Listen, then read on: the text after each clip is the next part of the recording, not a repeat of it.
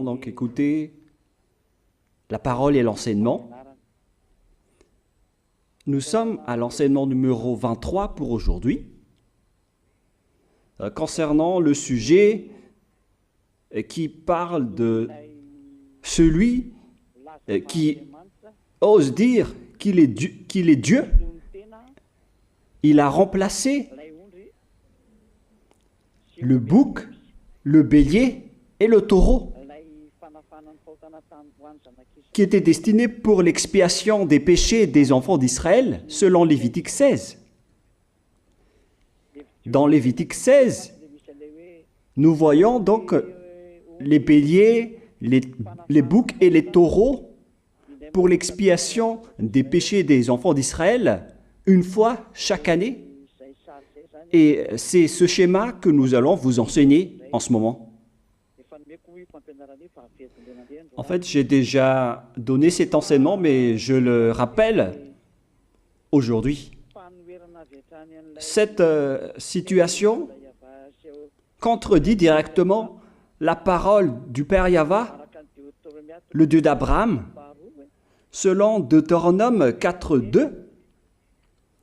Ne rajoutez rien et ne retranchez rien aux paroles. C'est dans Deutéronome 4.2 et aussi dans Deutéronome chapitre 13, à partir du verset 1, ou Deutéronome 12, 32. Nous allons donc lire maintenant Deutéronome 12, 32, car nous avons déjà vu autrefois le Deutéronome 4.2. Donc dans Deutéronome 12, 32, vous observerez et vous mettrez en pratique toutes les choses que je vous ordonne. Vous n'y ajouterez rien et vous n'en retrancherez rien. Voilà donc dans le Deutéronome 12, 32. Et dans Deutéronome 4.2, je vais répéter, Deutéronome 4.2, vous n'ajouterez rien à ce que je vous prescris et vous n'en retrancherez rien, mais vous observerez les commandements de Yahva, votre Dieu, tels que je vous les prescris. Cette parole précise bien alors que il ne faut pas rajouter ni retrancher les paroles que je vous ai données. De quelles paroles parle-t-on? Nous allons lire Lévitique chapitre 16 pour voir quelles sont les lois d'expiation des péchés pour les enfants d'Israël. Les voilà. C'est dans Lévitique chapitre 16, verset 3 d'abord, pour commencer. Voilà donc ce qu'on ne doit pas changer, alors que nous avons tous su, nous avons tous vu qu'ils les ont remplacés par Jésus ou Jesus. Ce n'est pas une diffamation, nous le voyons tous. Alors que chacun réfléchisse, Lévitique chapitre 16, verset 3. Voici de quelle manière Aaron entrera dans le sanctuaire. Il prendra un jeune taureau pour le sacrifice d'expiation et un bélier pour l'holocauste. Voilà, nous le voyons tous clairement, cette parole. Il existe donc le fait d'apporter un jeune taureau pour le sacrifice d'expiation, ainsi qu'un bélier pour l'holocauste. Verset 5. Il recevra de l'assemblée des enfants d'Israël 2 boucs pour le sacrifice d'expiation et un bélier pour l'holocauste. C'est-à-dire, en même temps, il y a un sacrifice de taureau, de bélier et de bouc. Lévitique chapitre 16, toujours, mais dans le verset 34.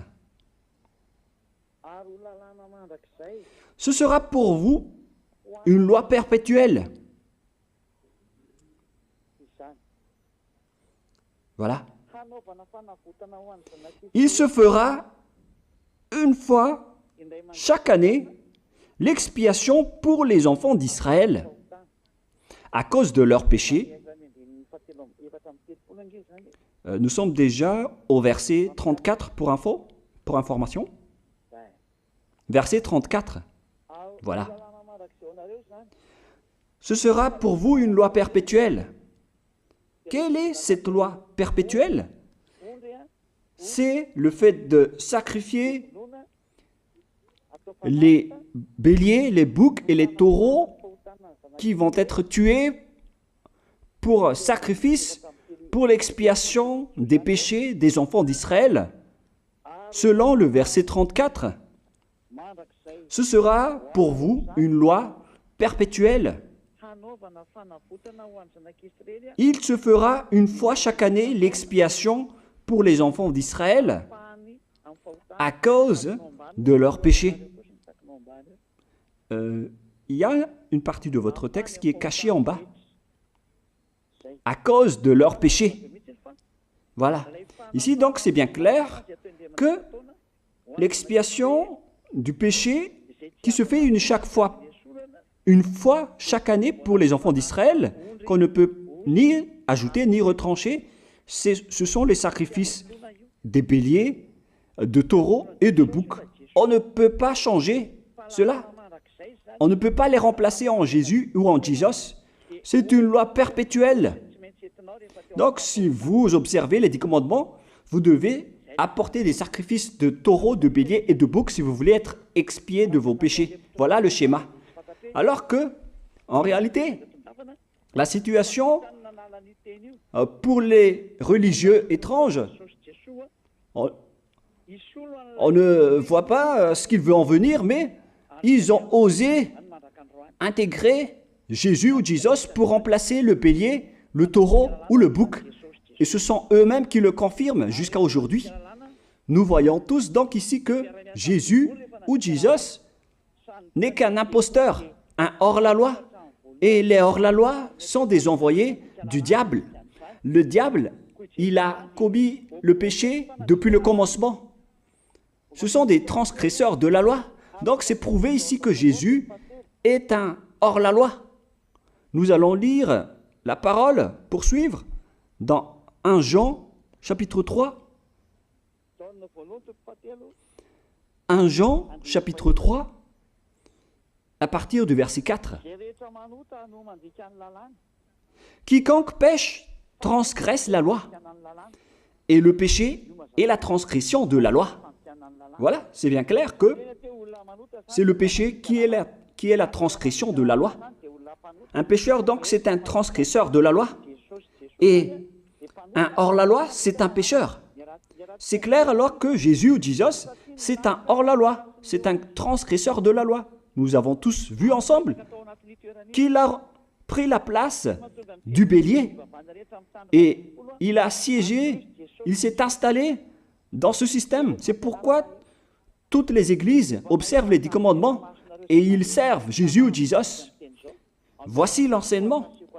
Alors, regardez bien à travers ce texte et cette écriture que je vous donne en ce moment. Et soyez conscients, ça suffit maintenant d'écouter ces faux dieux, c'est déjà trop. Tant pis pour vous si vous allez encore les écouter.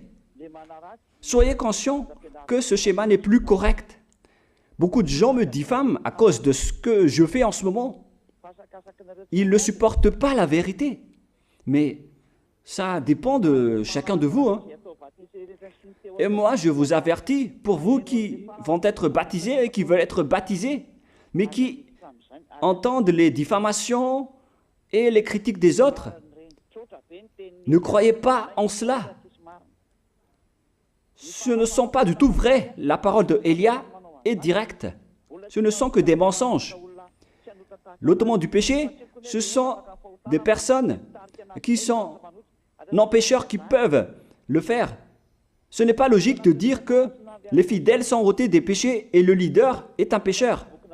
Ce n'est pas du tout écrit dans la Sainte Écriture. Ce qui est écrit dans la Bible, c'est que le bon arbre donne de bons fruits et le mauvais arbre de mauvais fruits.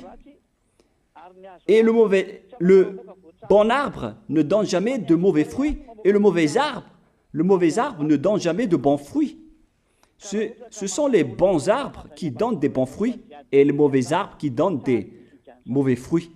Et donc, si l'ambassadeur de Yahushua, Zedia Elia, a produit des personnes qui ne pêchent plus, alors il est bon, il est une bonne personne. Il n'a jamais fait aucun mal, même pas le moindre mal. Voilà donc la leçon pour vous, car dans le cadre de ce baptême qui va arriver, il y a beaucoup de diffamation et de critiques. Donc je vous conseille de ne pas écouter cela, car ce n'est pas du tout la vérité. Ils font ça juste pour diffamer et blâmer la bonté de Yahushua, alors ne les suivez pas. Donc là, on voit bien que ce n'est pas de la diffamation. Nous avons tous vu ensemble. Je vous ai donné la parole. On a tous écouté et vu ensemble. On a jugé ensemble. Est-ce que ce Jésus ou Jésus a fait la vérité? Est-ce qu'il a dit la vérité ou pas? Si nous avons vu le livre de Moshe, venant du Dieu d'Abraham, qui a dit « Ne rajoutez pas et ne retranchez pas à ma parole ». Nous avons vu alors que ils ont remplacé par ce Jésus ou Jésus les sacrifices d'expiation du péché, en disant après que c'est ce dernier qui ôte les péchés. Ce n'est pas du tout vrai. Celui qui peut ôter les péchés selon les 10 commandements, c'est le bélier, ou bien le taureau, ainsi que le bouc. Ce sont ces bêtes qui peuvent ôter les péchés. Quelle est alors la raison pour laquelle les religieux sont entrés dans ce mauvais schéma? Car c'est vraiment un schéma qui transgresse la loi. Car ils ont contré bêtement le livre du Lévitique chapitre 16. Ils l'ont contré bêtement, directement. Et après, ils ont remplacé par leur faux Dieu. Un faux Dieu car c'est directement un hors-la-loi. Il a contredit le Dieu d'Abraham. Nous voyons la preuve ici qu'il a contredit vraiment le Dieu d'Abraham, qu'on appelle par le nom de Yahava et Yahushua son fils. Car ce Dieu d'Abraham, il a bien dit qu'il ne faut ni ajouter ni retrancher à ses paroles. Il faut les observer car ce sont les commandements de Yahva, ton Dieu. Et ces lois qu'on ne doit pas rajouter ni retrancher veut dire qu'il ne faut pas toucher au Lévitique chapitre 16, car c'est ce livre qui ôte les péchés. Alors que nous voyons tous que personne ne le pratique plus. Si les 10 commandements, si les prêtres et les pasteurs pratiquent bien les 10 commandements, alors ils doivent faire le sacrifice de bélier et de taureau et de bouc pour l'expiation de leurs péchés. Alors que nous voyons tous que personne ne le fait plus. Alors qu'en même temps, ils observent les 10 commandements. C'est donc de la transgression de la loi. Et en plus, ils ont enlevé le Lévitique 16 en le remplaçant par Jésus ou Jesus. C'est-à-dire qu'ils ont contredit la parole du vrai Dieu, le Dieu d'Abraham. Et est-ce que vous allez encore oser contredire cette vérité? Est-ce que vous allez encore dire que vous êtes dans la vérité, que vous êtes dans la justice? Mais qu'est-ce que vous cherchez? Vous cherchez à prier et à servir le Dieu d'Abraham. Si vous voulez servir le Dieu d'Abraham, vous n'allez pas enlever le Lévitique 16, vous allez restaurer le Lévitique 16. Mais est-ce que vous allez encore oser le faire? Est-ce que vous pouvez encore le faire? La réponse, non. Vous ne pouvez plus le faire. Alors que il s'agit de l'expiation de vos péchés. Et dans ce cas-là, c'est obligatoire de le faire. J'ai expliqué l'essentiel jusque-là et après je vais vous donner la raison pour laquelle ils ont fait cette grande folie en intégrant dans le Lévitique 16, à la place du Lévitique 16, leur faux Dieu. C'est vraiment de la transgression de la loi. Vous n'avez pas servi le Dieu d'Abraham.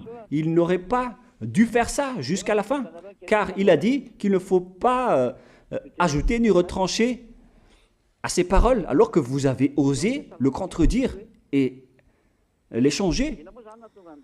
Nous allons donc voir maintenant dans Psaume chapitre 40, quelle est la raison pour laquelle les prêtres et les religieux ont arrêté le Lévitique 16 en le remplaçant par Jésus ou Jesus pour remplacer les boucs, le bélier et les taureaux.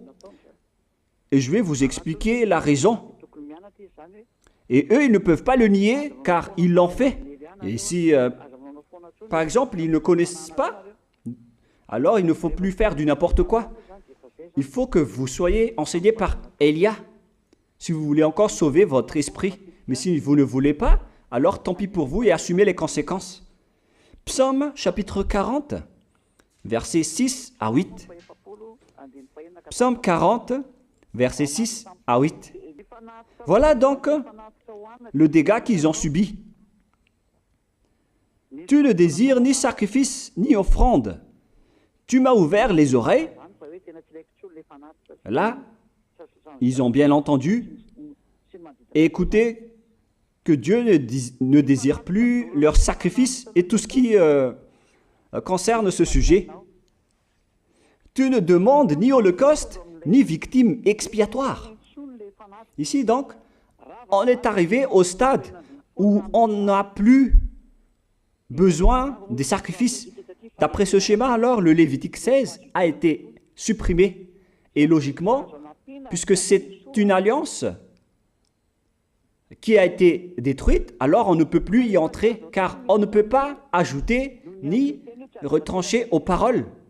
Et donc, si on ne peut pas y entrer d'après la parole qui dit qu'on ne peut pas rajouter ni retrancher, si le Dieu d'Abraham a interdit le sacerdoce, alors logiquement, vous ne devez plus y entrer. Sinon, vous allez vous autoproclamer en tant que pécheur à jamais, alors que les pécheurs et les malfaiteurs n'iront jamais au ciel des cieux. C'est clair alors que c'est devenu un sens interdit, les 10 commandements et les lois de Moïse d'après ce schéma, car c'est la relation avec le Père Yahva qui a été détruite, qui a été supprimée, car il n'y a plus d'expiation de péché pour vous.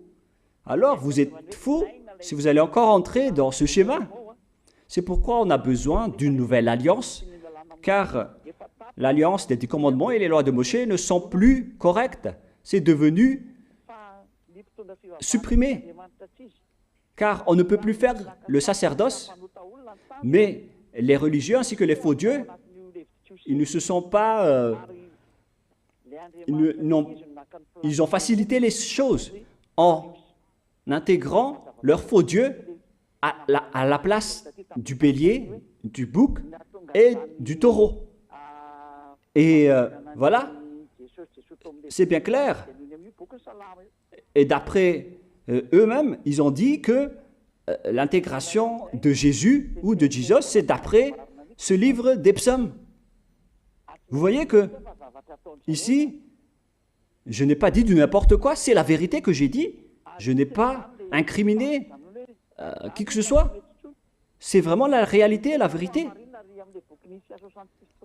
Alors, ici, on prouve bien que ça a été supprimé, ce n'est plus autorisé.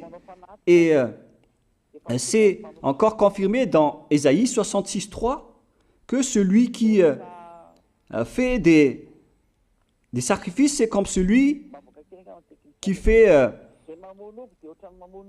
de l'idolâtrie. Celui qui immole un bœuf est comme celui qui tuerait un homme. Celui qui sacrifie un agneau est comme celui qui romperait la nuque à un chien. C'est vraiment toute une histoire si vous allez faire cela. Celui qui présente une offrande est comme celui qui répandrait le sang d'un porc. Alors qu'à l'époque des 10 commandements, c'était carrément interdit. celui qui brûle de l'encens est comme celui qui adorait des idoles. Ici donc, toutes les sortes de sacrifices ont été bloqués. C'est devenu interdit. C'est pourquoi le faux Dieu est entré dans Lévitique chapitre 16. Alors qu'ils n'ont pas du tout vu de leurs yeux qu'on ne peut pas ajouter ni retrancher aux paroles. Ils n'ont jamais vu et connu ces paroles. Il a fallu attendre l'arrivée de Élia pour vous montrer toute la vérité, pour vous montrer toutes les vraies paroles. Alors, il faut suivre Élia. Suivez Élia. Et c'est ce terme qui dit de suivre Élia que les gens ne supportent pas du tout. Mais qu'est-ce que je vais dire d'autre? Je vais vous dire de suivre qui? Alors que vous êtes tous pécheurs. Est-ce que vous allez suivre les pécheurs pour aller en enfer? Vaut mieux suivre Élia, car ceux qui l'ont suivi ne pêchent plus. C'est quoi le problème? Si c'est de la jalousie, alors vous n'êtes pas du tout sage. Mais si vous êtes sage, vous devrez être content en m'écoutant. Si vous cherchez ce Dieu d'Abraham, vous devez être très content en dansant à la maison en disant « Merci Élia, voilà ce que j'attendais ». Au lieu de dire des colères et de la haine, moi je vous donne de la parole de l'amour pour vous sauver. Alors sachez bien écouter. Et après, ils l'ont continué dans 40, verset 7 maintenant. Alors je dis, voici je viens avec le rouleau du livre écrit pour moi. Verset 8, je veux faire ta volonté, mon Dieu, et ta loi est au fond de mon cœur. Et eux, ils ont pris cette parole en disant que nous avons vu ce terme de rouleau du livre et directement, ils ont dit que on doit intégrer dans les 10 commandements le Fils du Très-Haut qui s'appelle Yahushua. Ils l'ont intégré dans les 10 commandements. Pour vous qui sont dans le mauvais sens, vous l'appelez Jésus. Vous avez intégré dans les 10 commandements votre Jésus, mais Yahushua n'entrera jamais là-dedans car c'est vraiment interdit, c'est un tabou.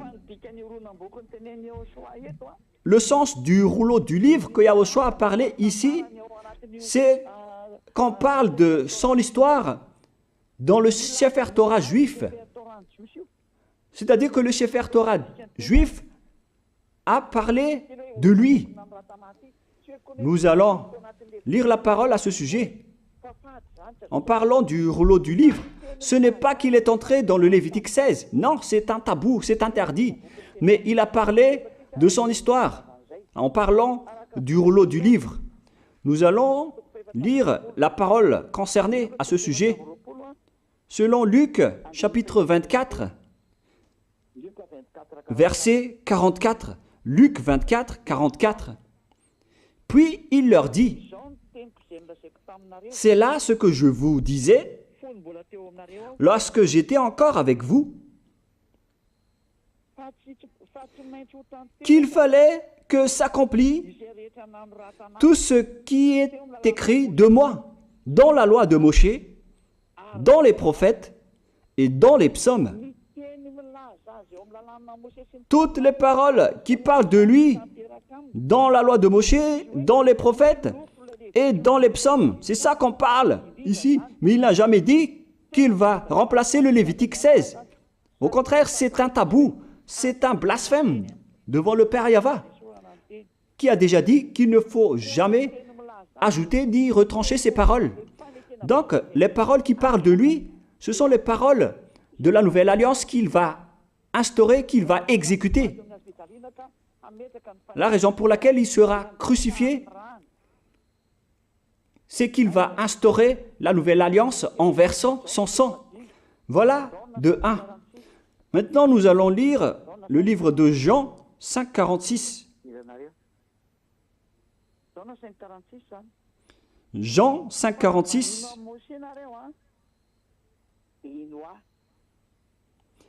Alors, car si vous croyez en Moshe, vous me croiriez aussi, parce qu'il a écrit de moi. Il a écrit à propos de Yahushua. C'est pourquoi on parle du rouleau de livre qui a écrit pour lui. Et Moshe aussi a participé à son histoire en parlant de lui. Mais ce n'est pas que on a supprimé le Lévitique 16 en remplaçant par le Fils du Très-Haut. Non, ce n'est pas du tout cela. Il y a beaucoup de paroles qui a parlé de lui depuis les lois de Moshe, depuis les prophètes et depuis les psaumes. C'est pour ça qu'on parle du rouleau du livre qui a écrit à propos de lui. Mais ce n'est pas que vous allez supprimer le Lévitique 16 en le remplaçant par le Fils du Très-Haut. C'est vraiment une abomination de votre part.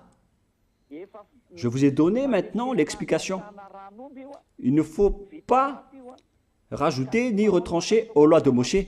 C'est une alliance en bonne forme qu'on ne peut pas toucher ni enlever. C'est dans Galates 3,15.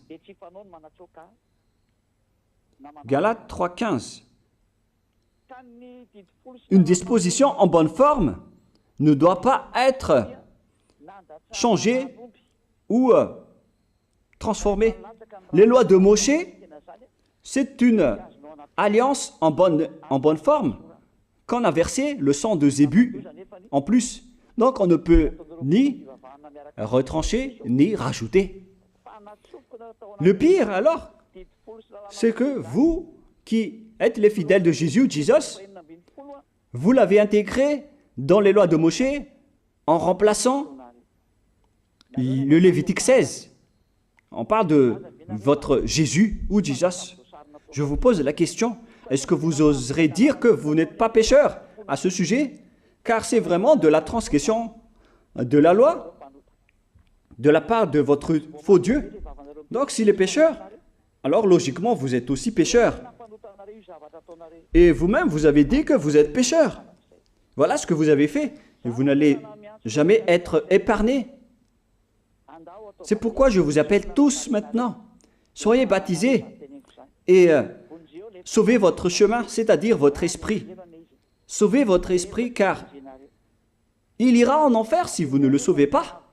Pour vous qui serez baptisés bientôt, l'explication est claire. Alors prenez une décision maintenant. N'écoutez jamais les diffamations qui sont faites par les diables.